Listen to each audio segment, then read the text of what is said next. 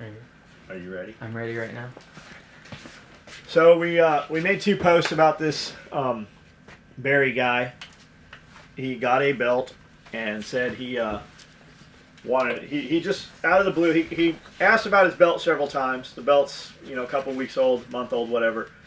So we pull the belt, get it made, ship it to him. It's EDC low profile belt. So he gets the belt, and then the next day he received the belt, or the same day, I don't remember which. This was 2-3 days ago. Lance, check this shit out. Look at this belt. This is the belt that motherfucker sent back. Oh, the picture? Hold on.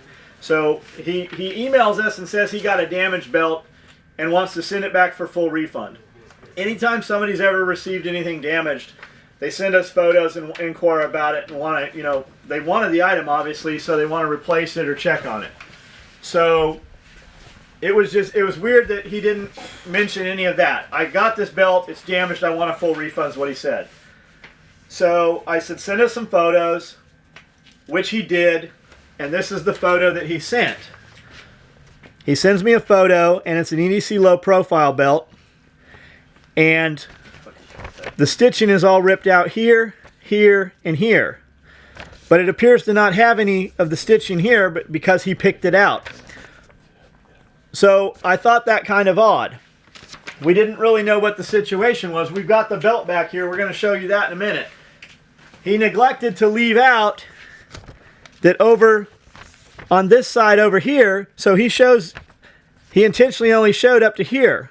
That's because over here on the belt, there's a huge fucking gash about a 1/2 inch where he cut it with a knife or razor blade or whatever he used to open the box with. So I said, hold on. I said, send the belt back. We'll either replace it or repair the belt and send it back to you. So he doesn't reply to us. He says nothing at all.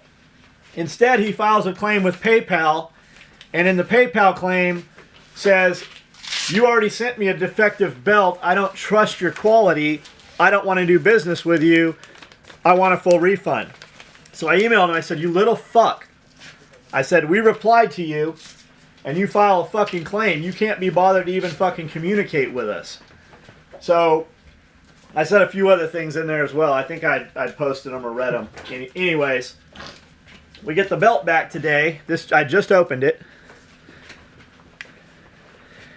I can't really see it here, Colin, in the pictures.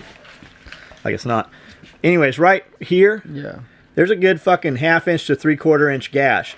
He didn't put that part in the photo here. Yep, he clipped it out. He intentionally took a picture from there over and neglected to show us his big fucking gash here. So we can guess all day long what he did. My guess is that he opened the box with a knife and cut the belt. I have done it myself on people who've sent belts back. I have cut them myself opening them. It can happen.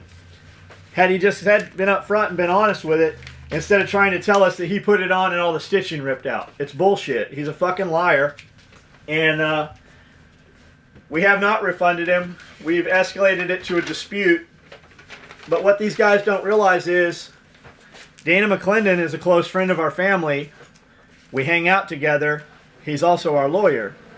So unlike most of these dudes who talk about a lawyer, I actually have a lawyer. And I'm very lucky in the sense that a lot of times my lawyer will trade me services for gear. So I don't actually even have to pay cash a lot of times. So what this guy also doesn't realize is that over this $45 belt, I would be willing to spend $1,000 to drag him through the fucking mud because he's fucking wrong. It's not about the money. It's about him fucking lying to me and trying to steal. And we'll send him an email from Dana and see how he wants to go with this. You fucking cut that shit with a razor. He cut every bit of it out. You can tell he messed up once, and so he's like, the only way I'm gonna get a free one is to cut it through. There's no stress or anything on the webbing like it got fucking. Dude, I know what happened to it. I cut gear apart. I spent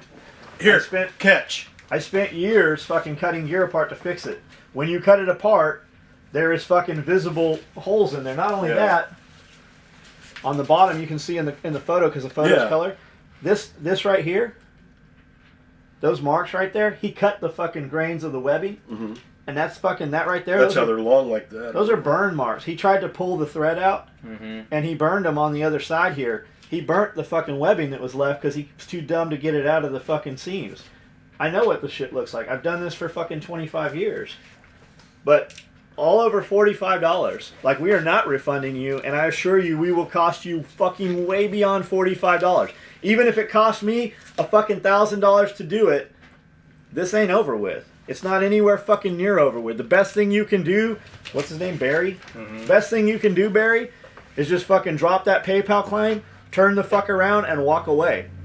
You buy a car, you can't go out and fucking smash that car into a phone pole and go back to Chevy and ask for a fucking refund. Just like you can't eat your fucking pizza and take it back into Domino's and get your refund. You ain't fucking getting a refund here. I'm not sending you the damaged belt back either. If you want to pay for it, we'll send it to you. You dumbass. We told you we'd fucking fix it or replace it. This isn't our fucking mess. You, instead of fucking even replying to that and communicating and being honest about it, you were a fucking bitch and fucking filed a PayPal claim without even communicating with us. We'll win the claim. I got fucking all day long to have motherfuckers sit on the phone with PayPal. I got an attorney that will call PayPal. And then I'll fucking bill you out at his fucking $500 an hour or whatever it is he charges an hour. You're going to pay it, not us. Welcome to Eat a Dick Technology. So, my original point to this was, like, we were all fucking scratching our head going, how the fuck could a guy get a belt that was fucked up? And then we're like, well, it's not fucked up. We didn't fuck this up. This is not our mistake.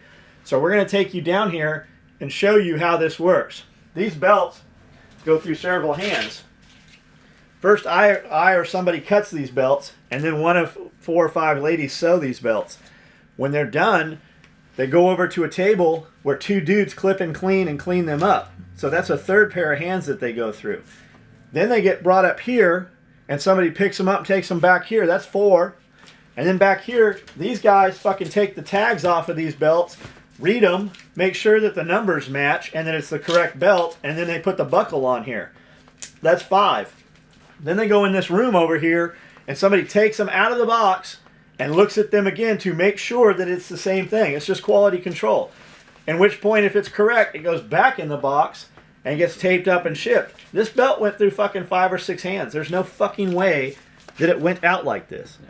It's just not even possible. And the thing is, we know you're lying because of the way it looks. We also know you're lying. Like, I know you're lying because Amanda and I, and the rest of the shipping department, Amanda and I got over 1,000 boxes out last week. And even last week and the week and the week and the week before, we've never had that. I've never seen that. Since I've worked here, I've never seen that. You won't ever see it. Because we know fucking it's... 6 different people touch it. You haven't seen it anyways. Yeah. Even when you've pulled one out of the box, you've never caught one like that. Yeah. Because our fucking people are fucking better than this. Yeah. Like, that's not even a fucking physical possibility. Like, this didn't happen here. In all the years that I've known you, I've never seen any of your gear, even when we fucking tried to use it and stuff, to come apart like that. I mean, just fray apart. And you have to cut it to make it do that. The thing is, like, that webbing right there, the hook that's on here, the G hook, would bend before this would fucking break or cut. He's this little ear would come off. He's a fucking liar. Yep. The funny thing is like, these motherfuckers that pull this shit, we have their address and their email and their phone number. Like, it'd be funny fucking if there was a Craigslist. They had an open house. If they had an open house and fucking Saturday or Sunday morning. Free at 5 plants come dig up my front yard. Or if they had goats and goldfish. Or if they had some free goats and goldfish and he's a truck driver, only call after midnight because I work, I get off at midnight, only call after 1 a.m., give me time to get home and eat dinner, and your phone rang off the fucking hook. Steve from Craigslist. Fucking Steve from Craigslist, free dick and blowjobs, fucking... What are you thinking, retard? What are you, like, for real? Or if you ended up on the no-fly fucking list, like, I don't know, crazier shit's happened. Just you go to the airport one day and you can't get on a fucking airplane over some silly games. It's not unreasonable to think that it couldn't happen. If fucking you're willing to do that to somebody, why do you think somebody else is not willing to do that to you? Yeah. Try to have a little more integrity. All right, grab the can. We'll go.